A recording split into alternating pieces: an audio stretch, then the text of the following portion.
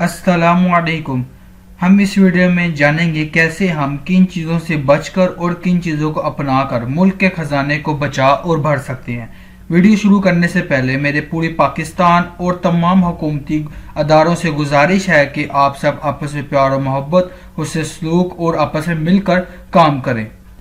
इस वीडियो में हम बात करेंगे कैसे हमारे जो कौमी खजाने पर बर्डन पड़ा उसको हम कैसे कम कर सकते हैं, कैसे हम न्यूक्लियर के तहत अर्निंग कर सकते हैं, कैसे हम आईटी के तहत अर्निंग कर सकते हैं, कैसे हम एग्रीकल्चर के तहत अर्निंग कर सकते हैं, कैसे हम फाइन लगा के अर्निंग कर सकते हैं, कैसे हम टैक्स जो टैक्स नहीं देते उनसे कैसे टैक्स ले सकते हैं, कैसे हम लाइसेंस के थ्रू लोगों से अर्निंग कर सकते हैं और कैसे हम हर किस्म की जो नुकसान है, जो मेजर नुकसान है उससे कैसे बच सकते हैं। तो वीडियो को कंप्लीट देखिएगा।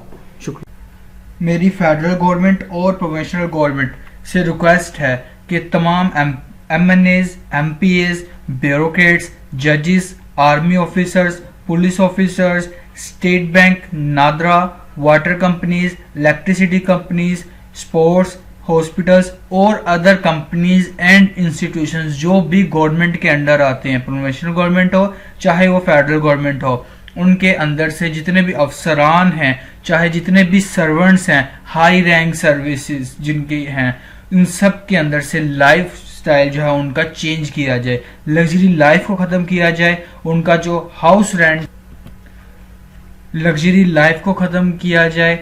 जितने भी बड़े अफसरान हैं उनको जो बंगले, गाड़ियां दी गई हैं लग्जरी, वो फिलफोर वापस ली जाएं। उसके बाद हाउस रेंट, जो भी अफसरान जो रेंट पे हैं, जिनका रेंट गवर्नमेंट पे करती है, उनको 5 स्टार रेंट से छुटकारा दिलाकर उनको 4 स्टार टू 3 स्टार आप उनके रहाइश का बंदोबस्त किया जाए फिल 4। उसके बाद जो प्लॉट्स दिए जाते हैं, लग्जरी प्लॉट्स दिए जाते हैं और ज्यादा से ज्यादा प्लॉट दिए जाते हैं, बिला वजह के जो प्लॉट्स दिए जाते हैं उससे भी जल्दी से इज्तनाब किया जाए।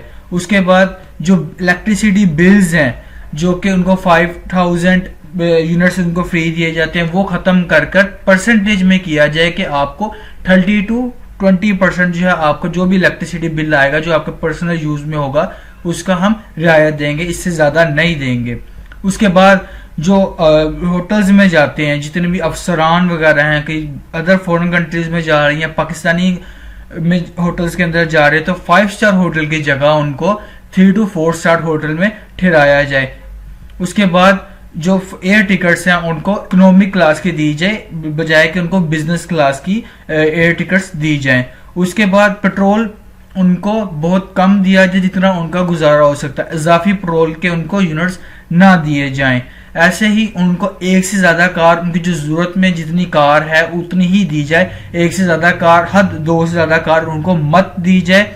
आपने जैसा कि देखा होगा बहुत से वुजरा या बहुत से ऑफिसर्स जो हैं, गवर्नमेंट ऑफिशियल्स हैं, उनके बच्चे प्रोटोकॉल के साथ फिर रहे होते हैं, उनके साथ 2-2 गाड़ियां अपनी पर्सनल होती हैं, गवर्नमेंट की जो होती हैं, नंबर प्लेट गवर्नमेंट की लगी होती है, साथ अलहदा से पुलिस की गाड़ियां होती हैं। तो इस चीज को भी खत्म किया जाए। हद 1 से 2 जो भी फर्द है गवर्नमेंट का, जिस भी खानदान में जो भी गवर्नमेंट का फर्द है, सिर्फ उसी के पर्सनल यूज के लिए गवर्नमेंट की व्हीकल दी जाए, उसके अदर करके वालों के लिए अलग से ना किया जाए ये बंदोबस्त। अगर करना भी है तो सिर्फ एक गाड़ी दी जाए बजाय कि आप 3 से 4 गाड़ियों को लग्जरी गाड़ियां दी जा रही हैं, साथ सिक्योरिटी भी अगर देनी है तो सिर्फ एक थोड़ी सिक्योरिटी दीजिए, ज्यादा सिक्योरिटी ना दी जाए।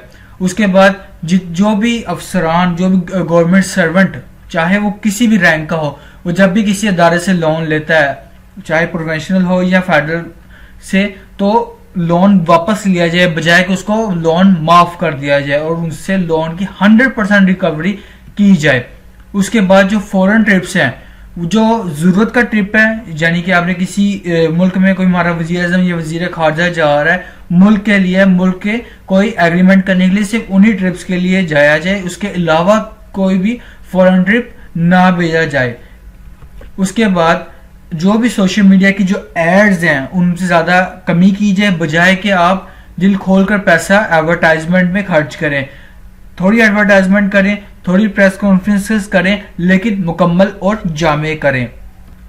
बेवजह के इश्तिहारात जो हैं वो न्यूज चैनल्स को ना दिए जाएं। जो न्यूज चैनल ऑलरेडी खसारे में हो उसको सब्सिडी ना दी जाए, बल्कि उससे कहा जाए कि आप अगर इन्वेस्टमेंट ला सकते हो अपने अदारे के अंदर ठीक है, नहीं तो आप अपने अदारे को बंद कर दें, ठीक है। और 1 मंथ की जो उसमें सर्वर्स काम कर रहे हैं उनको पे करके आप अपना अदारा बंद कर सकते हैं। उसके बाद जो हॉस्पिटल्स हैं, प्राइवेट हॉस्पिटल्स की बजाय जितने भी गवर्नमेंट के ऑफिशियल्स हैं, सीईओज हैं, जितने भी सर्वेंट्स हैं, उनको कहा जाए कि आपको इलाज की जो सूरत होगी वो प्राइवेट में नहीं, सिर्फ गवर्नमेंट में होगी। इससे क्या होगा, गवर्नमेंट का जो हॉस्पिटल है वो बेहतर से बेहतर होगा और मुल्क के खजाना बचेगा प्राइवेट हॉस्पिटल से ज्यादा, ठीक है। उसके बाद जो रिफ्रेशमेंट होती हैं, जो गवर्नमेंट के इंस्टीट्यूशंस, गवर्नमेंट की कंपनीज और गवर्नमेंट के अदारों के अंदर जो रिफ्रेशमेंट होती हैं उन पर कंट्रोल किया जाए और हद एक लगा दी जाए कि इससे ज्यादा की रिफ्रेशमेंट नहीं हो सकती। जैसा कि आपने देखा होगा लाखों करोड़ों रुपए की सिर्फ रिफ्रेशमेंट बिल्स होते हैं, तो ये मुल्क को काफी नुकसान पहुंचाते हैं। उसके बाद जो जब भी कोई गवर्नमेंट से लोन ले, कोई कंपनी लोन ले, कोई इंस्टीट्यूशन लोन ले स्टेट बैंक से या गवर्नमेंट से, या कोई फैक्ट्री अगर कोई बड़ा इंस्टीट्यूशन है वो ले, तो लोन वापस लिया जाए बजाय कि उसको माफ कर दिया जाए। माफ गवर्नमेंट किसी को कोई लोन भी माफ ना करे, इंटरेस्ट कम कर दे, बेशक इंटरेस्ट माफ कर दे, लेकिन जो एक्चुअल अमाउंट है वो हर हालत में, चाहे वो कोई भी मुल्क का हो, फर्द या कंपनी हो, चाहे वो मुल्क को कितना ही फायदा देती हो, उससे अपनी जो एक्चुअल अमाउंट है वो वापस ला। उसके बाद जो स्पेशल अलाउंसेस हैं उसको कट ऑफ किया जाए, जो जरूरत के मुताबिक अलाउंसेस है वो ही दिया जाए, किसी को नवाजने के लिए या किसी को खुश करने के लिए अलाउंसेस ना दिए जाएं। ये सब करने से क्या होगा, इससे ये होगा कि कौमी खजाने पे जो खसारा है वो कम होगा, जो उस पे बर्डन है वो कम होगा। पाकिस्तानी अवाम भी कहेगी कि अगर हम पे कर रहे हैं, अगर हम मुसीबत में हैं महंगाई की वजह से, तो खाली हम नहीं, जो हमारे ऑफिशियल्स हैं, गवर्नमेंट ऑफिशियल्स हैं, चाहे वो किसी भी इदारे से हों, वो भी हमारे साथ जो महंगाई है उसको बर्दाश्त कर रहे हैं। और मुल्क में जो महंगाई का बर्डन है वो हमारे साथ साथ खुद भी उसको अपने साथ लिए हुए हैं। तो इससे क्या होगा, एक तो पाकिस्तानी अवाम खुश होगी, पाकिस्तानी अवाम अपनी कोई भी गवर्नमेंट हो उसके साथ, अपने अदारों के साथ खड़ी होगी, और जो फॉरेन से जो मुमालिक हैं वो उनके गवर्नमेंट ऑफिशियल देख रहे होंगे कि जो गवर्नमेंट है वो अपने मुल्क को स्टेबल करने के लिए अपने अंदर लेजिस्लेशन ला रही है, अपने अंदर भी तब्दीलियां लेके आ रही है, और जितना हो सक रहा है वो बचत करने की कोशिश कर रही है ताकि जो मुल्क का खजाना है उस पर कम से कम बर्डन डाला जाए। तो ये तो थी कि हमने कैसे अपने अंदर से, अपने अदारों के अंदर, कौमी और सूबाई अदारों के अंदर से हमने कैसे बर्डन कम करना। अब हमने देखना है कैसे हम अपनी कंपनीज जो प्राइवेट पार्टनरशिप पे चल रही हैं और जो अदर कंपनीज है उनमें से हमने कैसे बचत करनी है। मेरी government of Pakistan, federal government और प्रोविंशियल गवर्नमेंट से गुजारिश है कि जितनी भी पाकिस्तान में फैक्ट्रीज हैं, बिग फैक्ट्रीज हैं या स्मॉल फैक्ट्रीज हैं, जितनी भी बिग एंड स्मॉल कंपनीज है, प्राइवेट एंड पब्लिक लिमिटेड, जितने भी पाकिस्तानी बैंक्स हैं, जितने भी पाकिस्तानी मिल्स हैं, जितने भी पाकिस्तानी शुगर मिल्स हैं, जितने भी पाकिस्तान के डिजिटल एंड प्रिंट मीडिया है, जितना भी पाकिस्तान का पावर प्लांट्स हैं, private power plants and public power plants, ठीक है, तो उनमें से अगर कोई भी सब्सिडी ले रहा है तो उसकी सब्सिडी को फिल फोर कैंसिल किया जाए, इनको सब्सिडीज ना दी जाए, क्योंकि जब ये आपको प्रॉफिट ही कमा के नहीं दे रहे तो सब्सिडी किस बात की, ठीक है। इनको जितनी भी फैक्ट्रीज, जितनी भी कंपनीज और जितनी भी प्रिंट मीडिया एंड आपका डिजिटल मीडिया है, उनमें से अगर कोई भी सब्सिडी ले रहा है उनको मत दी जाए। और अगर कोई कहे हम प्रॉफिट नहीं जनरेट कर सकते, अब बस हम आपकी सब्सिडी, आपकी एडवर्टाइजमेंट और गवर्नमेंट के पैसों से ही, वो कहेंगे नहीं, सिर्फ हम जो है वो गवर्नमेंट की सब्सिडीज और गवर्नमेंट के पैसों पर ही चल सकते हैं। तो आप उन अदारों से कहे कि अगर आप अदर सोर्सेज से इन्वेस्टमेंट ला के अपनी फैक्ट्री, अपनी कंपनी, अपना मीडिया हाउस, अपना प्रिंट मीडिया को चला सकते हैं तो ठीक है, हम आपको पैसे नहीं देंगे, ना ही आपको किसी किस्म की सब्सिडीज देंगे। तो इनका बर्डन जो है वो आप गवर्नमेंट से उतार दें, ठीक है। और उसके बाद जो बड़ी पावर प्लांट्स हैं तो उनके साथ ही दोबारा से मुआहदे तय करें कि वो सस्ती बिजली ही प्रोवाइड करें और कम से कम प्रॉफिट ले और आवाम को ज्यादा से ज्यादा रिलीफ दे। और अगर कोई पावर प्लांट सब्सिडीज पर चल रहा है तो उसको भी सब्सिडीज देना बंद कर दे, ताकि हुकूमत के खजाने पर कम बर्डन पड़े और उसकी जगह गवर्नमेंट अपना खुद का जो है वो पावर प्लांट लगा ले न्यू प्राइवेट पार्टनरशिप के तहत। मेरी गवर्नमेंट से गुजारिश है, किसी भी किस्म की कोई भी आपने ब्लैकमेलिंग का शिकार नहीं होना। अगर कोई अदारा, कोई पावर प्लांट या कोई फैक्ट्री या कोई कंपनी या कोई मीडिया हाउस गवर्नमेंट को ब्लैकमेल करने की कोशिश करे तो मेरी गवर्नमेंट से गुजारिश है, आइन आपके हाथ में, आइन और कानून के तहत कार्रवाई करके उनको सजा दें और किसी भी किस्म के कोई भी ब्लैकमेल का शिकार मत हो और अवाम को जितना हो सकता है रिलीफ दे। इससे क्या होगा, ये सब करने से क्या होगा, ये मैंने बताया किस तरह हम बचत कर सकते हैं। अब मैं आगे चल के आपको बताऊंगा किस तरह हम अपने मुल्क के खजाने को भर सकते हैं। जो मैंने आपको बचत का बताया, अगर आप ये करते हैं तो पाकिस्तानी कौम आपके साथ खड़ी होगी, पाकिस्तान से न्यू टैलेंट आएगा और एक उम्मीद की किरण जागेगी।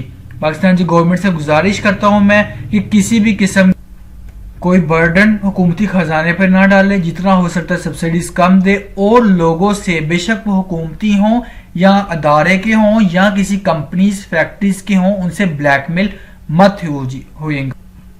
अब हम चलते हैं उन पॉइंट्स की तरफ जिनसे गवर्नमेंट ऑफ पाकिस्तान का जो खजाना है वो भरा जा सकता है। कैसे गवर्नमेंट ऑफ पाकिस्तान अपने मुल्क को पावर में ला सकता है, कैसे दूसरे मुल्कों के सामने पाकिस्तान की भी इज्जत होगी।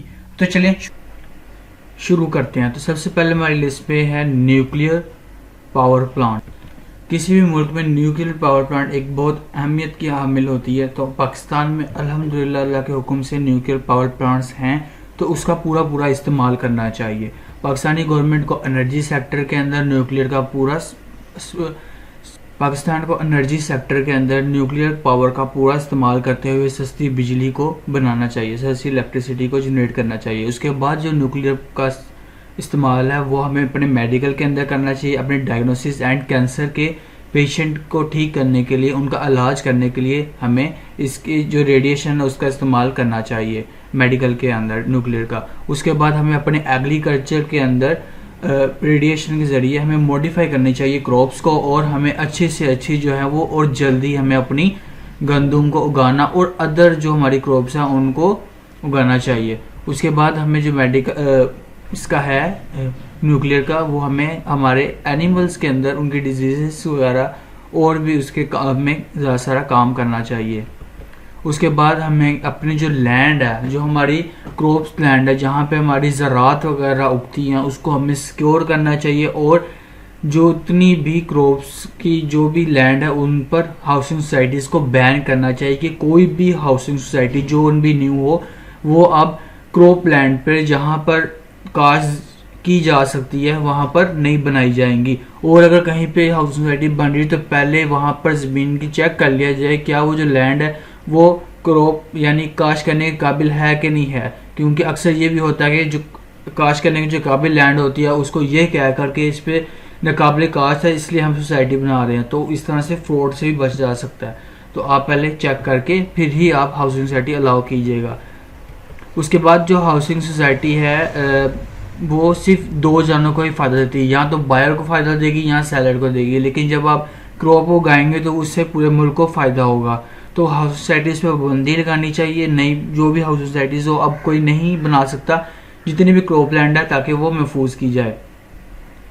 उसके बाद जो एग्रीकल्चर है उसमें हमें एडवांसमेंट लानी चाहिए, न्यू से न्यू मशीनरी लानी चाहिए, न्यू से न्यू गैजेट लाने चाहिए, उसको एडवांस करना चाहिए एक टेक्नोलॉजी के साथ। और जितने भी टेक्नोलॉजी इंस्ट्रूमेंट हैं या उसको अब एडवांस करने के लिए एग्रीकल्चर को जो भी आलात हों अगर बाहर से मंगवाए जाए तो उस पर टैक्स ख़त्म करना चाहिए, और टैक्स तब लें जब वो ज़रात पक के मार्केट के अंदर सेल होने जाए, तब उनसे टैक्स आप कलेक्ट करें, नहीं तो उससे पहले प्रोसीजर तक उनसे टैक्स कलेक्ट ना करें। उसके बाद टेक्नोलॉजी, इंफॉर्मेशन टेक्नोलॉजी, आप जैसे कि आप जानते हैं कि पूरी दुनिया अब इंफॉर्मेशन टेक्नोलॉजी की तरफ जा रही है, डिजिटल दुनिया बनने जा रही है, सब डिजिटल वर्ल्ड की तरफ जा रहा है, पूरी दुनिया पेपरलेस होने जा रही है, सारा काम डिजिटल होने जा रहा है। तो डिजिटल हमें काम करना चाहिए और अपना मुल्क के अंदर फेवरेबल माहौल लाना चाहिए, लेजिस्लेशन लानी चाहिए ऑनलाइन अर्निंग के हवाले से। जैसे बहुत से लोग ऑनलाइन अर्निंग करते हैं, घर में बैठ के पैसे कमाते, तो उनके लिए ये है कि आप सबसे पहले जो भी यूज्ड लैपटॉप, मोबाइल एसेसरीज वगैरह हैं जो यूज्ड बाहर से इंपोर्ट होकर पाकिस्तान आती हैं, उनको सस्ता किया जाए, उन पे टैक्स जो है वो बहुत कम लगाया जाए। हाँ, जो न्यू आ रही हैं, ब्रांड न्यू आ रही है, उन पे आप टैक्स लगा सकते हैं, लेकिन जो यूज्ड में आ रही है ऑलरेडी, क्योंकि यूज्ड में वही खरीदेगा जिसमें खरीदने जो न्यू खरीदने की शकत नहीं रखता, तो यूज में आप कम टैक्स लगा के, ताकि हर कोई लैपटॉप अपने पास ला सके, मोबाइल ला सकते और उससे पैसे कमा सके। जब वो कमाएगा तो डॉलर में कमाएगा और डॉलर पाकिस्तान आएगा, जिससे पाकिस्तान को फायदा होगा। और इस टाइम आईटी इस time billions of dollar Pakistan को कमा के दे रही है। और कैसे हम अपनी आईटी को बेहतर बना सकते हैं, वो इस तरह बना सकते हैं कि हम इसमें लेजिस्लेशन लाएं, फेवरेबल माहौल लाएं। अगर कोई कंपनी डेवलप हो रही है तो उसमें हम मदद करें, सब्सिडी ना दें हम उसको, लेकिन उसको हम पेपर वर्क करने में या उसको कोई चीज़ बाहर से इंपोर्ट करने में, मशीन वगैरह, हम उसको मदद फ्राहम करें। और हमें अपनी कंट्री के अंदर बिग कंपनीज जैसे फेसबुक, गूगल, ये बाहर यूएस की कंपनीज हैं, एप्पल है, ऐसे ही हमें पाकिस्तान जैसे बाहर के मुल्कों में ये कंपनीज क्रिएट हुई हैं, ऐसे हमें पाकिस्तान में भी जनरेट करनी चाहिए। उसके बाद पेपाल एक बहुत अहम सतून है ऑनलाइन अर्निंग का करंट टाइम में, तो हमें पेपाल को भी पाकिस्तान में लाना चाहिए। तो मैंने पिछले दिनों पेपाल की टीम से बात की थी, वो कहते हैं हम इसलिए नहीं आना चाह रहे क्योंकि यहाँ पर जो करेंसी रेट है वो स्टेबल नहीं है और कोई फेवरेबल यहाँ पे रेगुलेशन भी नहीं है। तो हमें पहले अपने रेगुलेशन लानी होंगी ऑनलाइन पेमेंट के हिसाब से, ठीक है। तो उसके बाद हम अगर चलें जैसा कि अब दूसरी दुनिया में भी और अब पाकिस्तान में भी इन्वेस्टमेंट करने का रुझान बढ़ रहा है कि ऑनलाइन इन्वेस्टमेंट करके वहां से एक हैंडसम सी अमाउंट जो है वो गेट की जाए, ठीक है, ली जाए। ऐसे ही इंडिया में अगर कोई 10 रुपये या 100 रुपये, यूएस में कोई 10 रुपये 100 रुपये भी इन्वेस्ट करना चाहता है अपने मुल्क के स्टॉक एक्सचेंज के अंदर तो वो कर सकता है, लेकिन ये सहूलत पाकिस्तान के अंदर नहीं है। पाकिस्तान में बहुत मुश्किल है स्टॉक इन्वेस्टमेंट करना, तो इसके लिए आसान किया जाए कि कोई भी अगर स्टूडेंट है, कोई अंडर 18 भी है और वो इन्वेस्टमेंट करना चाह रहा है, तो वो भी अपने से बेफॉर्म की बेस पर अपना अकाउंट ओपन करके तो इन्वेस्टमेंट कर सकता है। इससे क्या होगा कि इन्वेस्टमेंट जो है वो पाकिस्तान नहीं जाएगी, पाकिस्तान के ही कंपनीज के अंदर इन्वेस्टमेंट होगी।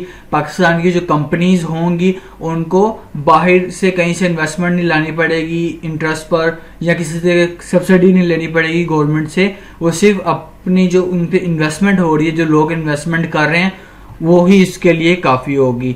इससे क्या होगा, जो नौजवान तबका जो सिगरेट, जिसके लिए पास टाइम बहुत होता है, वो सिगरेट या गुटखा खाने की तरफ चल जाता है, जिससे एक तो उसको उसकी बॉडी को भी नुकसान होता है, मेडिकल का भी इश्यूज होते हैं और टाइम वेस्टेज ऑफ टाइम है। लेकिन जब वो स्टॉक एक्सचेंज पाकिस्तानी कंपनीज के अंदर इन्वेस्ट करेगा, एक तो उसका पैसा भी बचेगा, उसका टाइम भी बचेगा और पाकिस्तान की जो स्टॉक एक्सचेंज है वो भी इंक्रीज करेगी, मुल्क के अंदर ही पैसा रहेगा और फायदा कंज्यूमर को भी होगा और कंपनी को भी होगा। तो ये चीज़ है कि स्टॉक एक्सचेंज के खाली पाकिस्तान स्टॉक एक्सचेंज है वो नहीं, उसके अलावा भी जो है सब डिवीजन इसके निकाल दिए जाएं जो प्राइवेट पार्टी जो है वो ऑन करे, जैसे दूसरे मुल्कों के अंदर है, ठीक है, ईथरो वगैरह। उसके बाद हम बात करें अगर क्रिप्टो की, क्रिप्टो इस टाइम अगर आप इससे इनकार करते हैं तो आप बहुत ही नुकसान के अंदर जाएंगे। जैसे पहले इंटरनेट था, इंटरनेट को जिसने उस टाइम हराम कहा था या फ्रॉड कहा था, जिसने लेट अडोप्ट किया था वो ही नुकसान में रहा था, जिसने पहले इसको बुरा भला कहा था। क्रिप्टो में भी सेम यही चीज हो रही है, इसको बुरा भला कहा जा रहा है, नाम कहा जा रहा है। लेकिन बाहर के जितने ममालिक है, इस्लामी ममालिक हो गए या दूसरे ममालिक, यूरोपियन कंट्री, इससे बेहद फायदा उठा रहे हैं, उनके लोग इससे कमा रहे हैं। गवर्नमेंट जो है वो टैक्स कर रही है। तो मैं गवर्नमेंट से, पाकिस्तान से कहूंगा, अभी मैं टैक्स का भी आपको आगे चल के बताता हूँ किस तरह आपने इजीली टैक्स कलेक्ट करना है। तो इसके लिए भी जो कंपनी पाकिस्तानी और बेसिस जो काम कर रही हैं, जो फेस टू फेस आके काम कर रही हैं, जो ओपनली वर्क कर रही हैं, पाकिस्तान के अंदर स्ट्रगल कर रही हैं, सिर्फ उन्हीं को कॉन्ट्रैक्ट दिया जाए कि वो क्रिप्टो की एक्सचेंज पाकिस्तान में लाएं और उसको चलाएं, ताकि लोग क्रिप्टो के अंदर इन्वेस्ट करके पाकिस्तान में ही पैसा ले रखें, ठीक है, और फायदा हासिल करें। जो क्रिप्टो की जो एक्सचेंज, जो इंटरनेशनल एक्सचेंजेस हैं, उनको कहा जाए कि आप पाकिस्तान में रजिस्टर्ड हों और मिलियंस ऑफ डॉलर के उनसे फंड लिए जाएं एज अ सिक्योरिटी। तो क्रिप्टो और एक स्टॉक एक्सचेंज ऐसी हैं जहां से बिलियंस ऑफ डॉलर गवर्नमेंट को एज अ सिक्योरिटी मिल सकती है।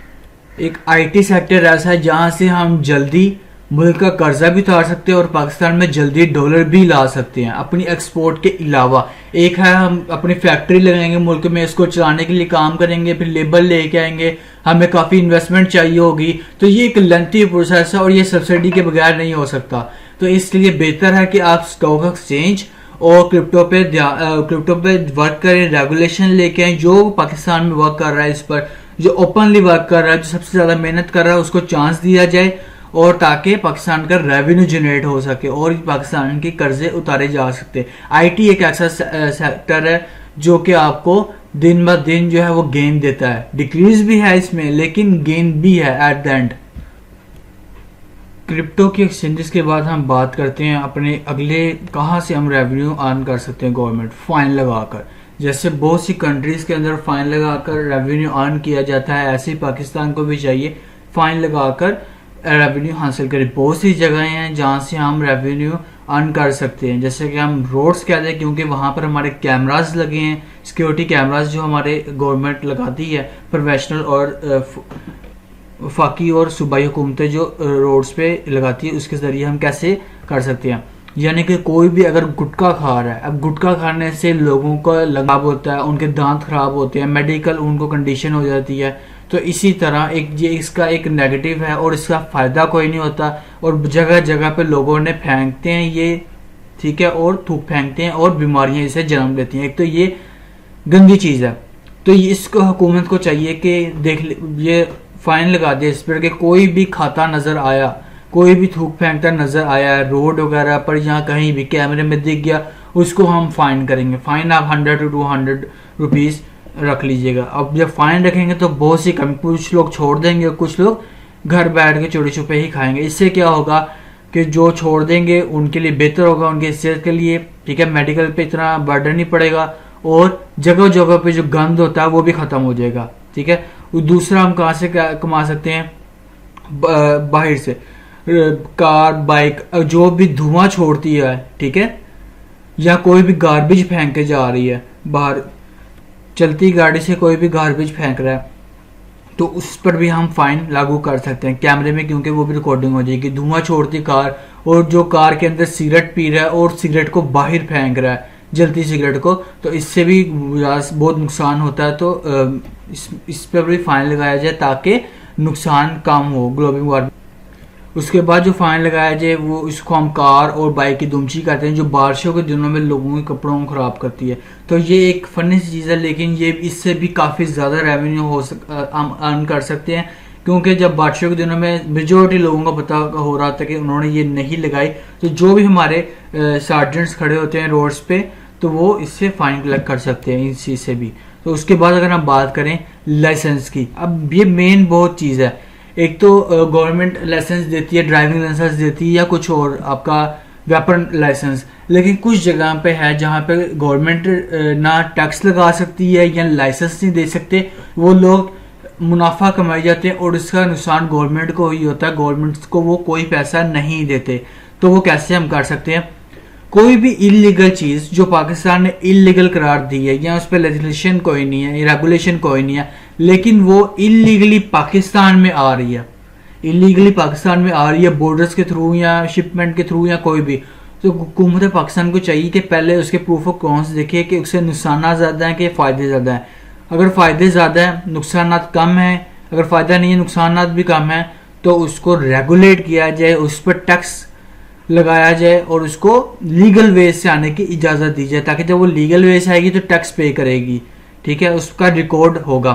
उसके बाद जो सरहदों पे हमारी सिक्योरिटी एहलकार है, उनकी सबसे ज़्यादा जिम्मेदारी है कि वो इस चीज़ को रोकें, क्योंकि उनका काम है सरहदें को महफूज करना। उसके बाद जो हमारी है बाज़ार्स, अब बाज़ार में लोग टैक्स नहीं देते, जितने भी शॉप्स हैं, और हुकूमत इनसे टैक्स कलेक्ट नहीं कर सकती क्योंकि ये ऑनलाइन नहीं है, डिजिटल नहीं है, अपना रिकॉर्ड मेंटेन नहीं कर सकते। लेकिन एक तरीका है गवर्नमेंट इससे कर सकती है, वो ये कि इनको पाबंद कर दे कि आपने 6 महीने बाद या आपने साल बाद हमसे लाइसेंस लेना है, और लाइसेंस पहली बार ले लिया तो इसको हर 6 महीने या साल बाद आपने रीन्यू कराना, और रीन्यू कराने के जो पैसे होंगे वो 20 से 50 हज़ार रुपये होंगे, जो बड़ी दुकानें होंगी दुकान के हिसाब से, ठीक है। और इंतहाई आसान प्रोसेस होना चाहिए लाइसेंस लेने का और उसको रीन्यू कराने का, आसान, लाइनों में ना लगना पड़े। जितने भी यहाँ पर आप शॉप्स देख सकते हैं, जैसे ये आप शॉप देख सकते हैं जो जहाँ से लोग अपना मंथली राशन लेते हैं, बड़ी बड़ी आप स्टोर्स देख सकते हैं, आप बड़ी बड़ी आप फूड स्ट्रीट देख सकते हैं जो माशाल्लाह बहुत चलती हैं। तो ये टैक्स नहीं देती। अब इनसे टैक्स लेने का सिर्फ ये एक ही तरीका है कि इनसे कहें कि हर 6 महीने बाद या आपने साल बाद जो है हमसे लाइसेंस लेना है और उसको रीन्यू कराना है, और अगर आप लाइसेंस रीन्यू नहीं कराएंगे तो हम आपको जुर्माना करेंगे। तो इससे क्या होगा, हमसे टैक्स तो नहीं ले रहे लेकिन हम इनके लाइसेंस की फॉर्म में हम इनसे टैक्स कलेक्ट कर रहे हैं और इनका रिकॉर्ड भी रहेगा हमारे पास। तो एक ये बहुत अच्छी चीज है कि इनको, ये पाकिस्तान में हर गली गली में बाजार खुला हुआ है, तो पाकिस्तान की जो गवर्नमेंट है इससे बहुत अच्छा मुनाफा, मिलियंस ऑफ डॉलर का रेवेन्यू जनरेट कर सकती है यहाँ पर भी। अब नेक्स्ट पे जो हमारा लास्ट पॉइंट है वो है टैक्स का, कि पाकिस्तानी गवर्नमेंट कैसे टैक्स को बेहतर और किन किन से टैक्स न्यू जनरेट कर सकती है। तो सबसे पहले इसमें जो सबसे किरदार होगा वो FBI का होगा। FBI को एक जानिबदारी अपनानी पड़ेगी कि कोई भी किसी भी जानने वाले को नहीं देखा जाए, बल्कि जो आइन और कानून के तहत FBI काम करे। तो इसमें क्या होगा, हमें टैक्स सबसे पहले कलेक्ट करना होगा। अब टैक्स हमने जैसे अपनी पीछे हमने देखा कि हम कैसे जो बाजार, जिनकी दुकानें और जो अच्छा खासा कमा रहे हैं, जिनकी बड़ी दुकानें, उनसे हम कैसे टैक्स कलेक्ट कर सकती हैं, किन किन जगहों से हम फाइन और टैक्स कलेक्ट कर सकते हैं। जिन लोगों जो डिजिटल नहीं है, जिनको इन चीज़ों का नहीं पता, उनसे कैसे हम टैक्स कलेक्ट कर सकते हैं लाइसेंस के थ्रू, ये हमने पीछे बात की। अब हम हम करते हैं टैक्स के पूरा बारे में बात। अब देखिए टैक्स को सबसे पहले FBI और हुकूमत एक चीज़ अलाउ अपने ये सबको बता दे कि टैक्स किसी को भी माफ नहीं होगा, चाहे वो कोई भी हो, चाहे वो कोई भी हो, उसको टैक्स माफ नहीं होगा। हाँ, जैसे चीपा है, आपका ED सेंटर है, उनको टैक्स का रिलीफ मिलना चाहिए, बाकी और किसी को नहीं मिलना चाहिए। दूसरा, सबसे पहले जिन लोगों का भी टैक्स को रिलीफ दिया गया है उनको माफ किया गया, जितने बिजनेसमैन है, जितने भी बिजनेसेस, फैक्ट्रीज, कंपनीज चल रही हैं, उनका फिल फोर टैक्स का जो रिलीफ है वो ख़त्म किया जाए और उनको टैक्स चार्ज किया जाए। और ये कभी भी इस तरह का मुआवजा ना किया जाए कि किसी भी कंपनी, फैक्ट्री को लॉन्ग टर्म के लिए टैक्स की रिलीफ दिया जाएगा, माफ़ किया जाएगा, ऐसा भी ना किया जाए। उसके बाद जो टैक्स है वो रिलीफ किन को दिया जाए, जब भी कोई बाहर से इंपोर्ट कर रहा है, कोई भी मशीन इंपोर्ट कर रहा है अपनी फैक्ट्री लगाने के लिए, अपनी फैक्ट्री 5 या 6 साल चलानी है, उसने कोई भी फैक्ट्री लगाने के लिए मशीन इंपोर्ट कर रहा है और आगे से वो जॉब क्रिएट करेगा, तो उसको फर्स्ट ईयर का जो टैक्स है उसको रिलीफ दिया जाए, ताकि जो उसके एक्सपेंसेस हैं, क्योंकि उसको प्रॉफिट तो होगा नहीं पहले साल, तो उसको उसमें मदद मिले और उसके लिए आसानी की जाए मशीन को इंपोर्ट करने में और फैक्ट्री लगाने में, पेपर वर्क के अंदर उसको सब्सिडी ना दी जाए। दूसरा, जितने भी बिजनेस हैं जो अपना क्लोजिंग बैलेंस लॉस में जाहिर करते हैं, सबसे पहले उसको इग्नोर करके उनके बिजनेस की कंडीशन देखी जाए कि बिजनेस कैसा है, क्या लग्जरी इसके ऑफिसेज हैं, क्या बिजनेस में अच्छा वर्क हो रहा है, क्या उसका जो CEO है, जो उसका ओनर है, वो किस तरह उसका लाइफस्टाइल है। लाइफस्टाइल को जज करते हुए उसका चेक किया जाए उसका कि वो प्रॉफिट में होगा कि लॉस में होगा। ऐसे हर कोई, अगर आप बैलेंस शीट देखेंगे, कोई भी बड़ी बिग कंपनी होगी वो अपने आप को हर साल जो है वो टैक्स से बचने के लिए लॉस में जाहिर कराएगी, तो इसलिए उनका लाइफस्टाइल चेक किया जाए कि वो कैसा है। उसके बाद मेरी आपसे रिक्वेस्ट है गवर्नमेंट से, अगर आपने स्मॉल और मीडियम एंटरप्राइजेस को या और जो स्मॉल एंड मीडियम जो बिजनेस है, सिर्फ उनको 5% से ज़्यादा टैक्स मत लगाइएगा। अगर आपने 5% ज़्यादा लगाया तो लोग यहाँ तो टैक्स नहीं देंगे, टैक्स ना देने के बहाने ढूंढेंगे, 2 नंबर काम करेंगे, इलीगल वे से अपना काम करेंगे, और अगर किसी के पास ज़्यादा पहुंच हुई तो वो मुल्क छोड़ के बाहर चल जाएगा, बाहर जाके इंडस्ट्री लगा लेगा, जैसे कि हमारे मुल्क के अंदर होता आया है। तो इसलिए मैं आपसे रिक्वेस्ट करूंगा कि 5% ज़्यादा टैक्स ना लगाएं। उसके बाद यूट्यूब पर भी टैक्स लगाया जाए, यानी यूट्यूब पर टैक्स लगाया जाए। पहले तो यूट्यूब से कहा जाए कि अपना ऑफिस पाकिस्तान के सेटअप करें, ठीक है, और यूट्यूब पर के ऑफिस पर टैक्स ना लगाया जाए, बल्कि उस पर अगर लगाना तो 1-2% लगाया जाए। यूट्यूब का टैक्स लगाया जाए उन यूट्यूबर्स पर जो पाकिस्तानी नेशनल हैं, पाकिस्तान में वर्क कर रहे हैं, पाकिस्तान में डॉलर लेके आ रहे हैं, उन पर 1000 पर 5% टैक्स लगा दें। $1,000 पर 5% टैक्स, यानी कि अगर वो $1,000 कमा रहे हैं उसमें से $50 जो होंगे वो गवर्नमेंट के होंगे। और गवर्नमेंट उनको यकीन दिलाए कि आपको किसी भी किस्म की कोई अगर हेल्प चाहिए हो गवर्नमेंट, तो वो गवर्नमेंट प्रोवाइड करेगी। सिक्योरिटी चाहिए सिक्योरिटी प्रोवाइड करेगी, या अदर जितनी भी उसको ज़रूरत पड़ती है। और यूट्यूब का इस ऑफिस पाकिस्तान में ले गया था कि कोई भी यूट्यूबर्स को कोई मसला हो जाता है, उनके चैनल्स वगैरह हैक हो जाते हैं, कोई मसला आता है, तो वो पाकिस्तान में रहते हुए यूट्यूब के ऑफिस से रब्ता कर सके। तो इस तरह आप जो जितने भी यूट्यूबर्स हैं जो $1,000 कमा रहे हैं उस पर 5% टैक्स लगा दे। ऐसे ही कि जो $10,000 कमाएगा उस पर आप उसी हिसाब से आप टैक्स लगाएंगे, $500 उस पर टैक्स लगेगा, 5% टैक्स लगेगा उस पर। तो ऐसे आप अच्छा खासा यूट्यूब से भी अर्निंग कर सकते हैं, क्योंकि पाकिस्तान में बहुत ज़्यादा फ्रीलांसर हैं। हर फ्रीलांसर पे आप टैक्स लगा सकते हैं, क्योंकि फ्रीलांसर अकाउंट बैंक में होगा, ठीक है। आप उसके लिए क्या टैक्स लगा, 5% ज़्यादा टैक्स मत लगाइएगा। उसके लिए सूरत ये कर दे कि आप यूट्यूब का, गूगल का और पेपाल पाकिस्तान में ले आए, पाकिस्तान के ऑफिस ने, इसके बदले आप उन पर टैक्स लगाएं, तो आपको खुशी खुशी 5% लेंगे। लेकिन 5% से कम लगाना चाहे लगा सकते हैं, ज़्यादा लगाएंगे तो जिनके पास ज़्यादा सलाहियत होगी, जिनके जो अफोर्ड कर सकते हैं ज़्यादा, तो वो अदर कंट्रीज में चले जाएंगे। जैसे दुबई में 5% टैक्स है, तो आप भी पाकिस्तान में 5% ही टैक्स लगाएं, या इससे कम रखें, इससे ज़्यादा ना रखें। पाकिस्तान पे जिन चीज़ों के बारे में कानून नहीं है उन पर कानून साजी की जाए फिल फॉर जल्द अज जल्द। और जैसे कि आपको मैंने क्रिप्टो का भी बताया, स्टॉक एक्सचेंज का भी बताया, अगर किसी को क्रिप्टो का नहीं पता तो simple crypto in Pakistan by HN global open लिखे यूट्यूब पर, आपको ये मेरी वीडियो मिल जाएगी। इसमें मैंने पूरी कंप्लीट क्रिप्टो के बारे में मैंने ये वीडियो बनाई है कि क्या है क्रिप्टो, कैसे वर्क करती है, कैसे पाकिस्तानी गवर्नमेंट इससे मिलियंस ऑफ डॉलर की रेवेन्यू जनरेट कर सकती है। और इसी वीडियो में जो मैंने बनाई है कि किस तरह पाकिस्तान अपने खजाने को बचा और बढ़ सकता है, इस वीडियो में मैंने बताया है किस तरह कर सकते हैं काम। तो ये चीज़ें आप देख लीजिए। मैं फिर हुकूमत पाकिस्तान और तमाम मदारस से गुजारिश करता हूँ कि एक दूसरे को ब्लैकमेल मत कीजिएगा, और ब्लैकमेल किसी से भी ना होएगा। आइन और कानून के तहत काम करें, और जो पाकिस्तान के लिए बेहतर हो उसी पर अफादा किया जाए, उसी के बारे में सारे मुत्तफिक हों और पाकिस्तान के लिए मिलकर काम किया जाए और मिलकर पाकिस्तान को आगे बढ़ाए।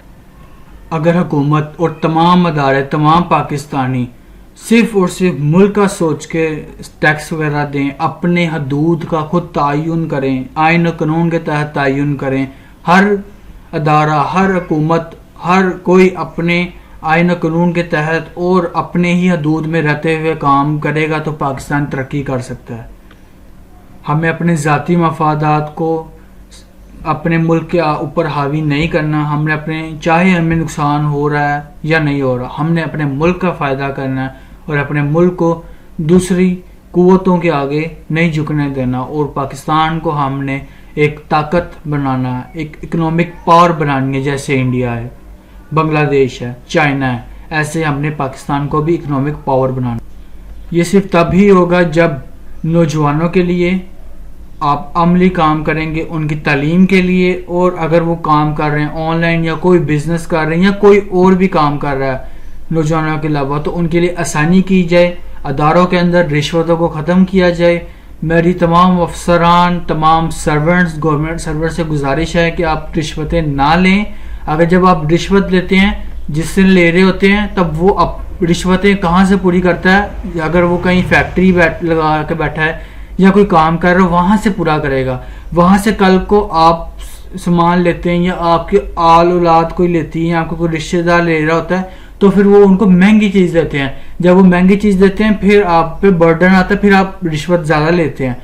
तो इसलिए गुजारिश है, किसी ना किसी को जो है वो कदम बढ़ाना होगा, किसी न किसी अदारे को कदम बढ़ाना होगा। जब तक आप कदम नहीं बढ़ाएंगे, आप थोड़े पे इत्तेफाक नहीं करेंगे कि जो अल्लाह ताला हमें रिस्क दे रहा है, रिस्क हलाल दे रहा है, वही बेहतर है। जब तक इस पे अपना शुक्र अदा नहीं करेंगे, ज़्यादा पे बल्कि इत्तेफाक करेंगे, तब तक हमारा मुल्क नहीं तरक्की कर सकता। हमें चाहिए जो हमें हमारा हक मिल रहा है, जो हमें हमारा अल्लाह दे रहा है, हम उसी पर इत्तेफाक करें, फिर ही हमारा मुल्क आगे बढ़ेगा। पाकिस्तान जिंदाबाद, पाकिस्तान पाइंदाबाद।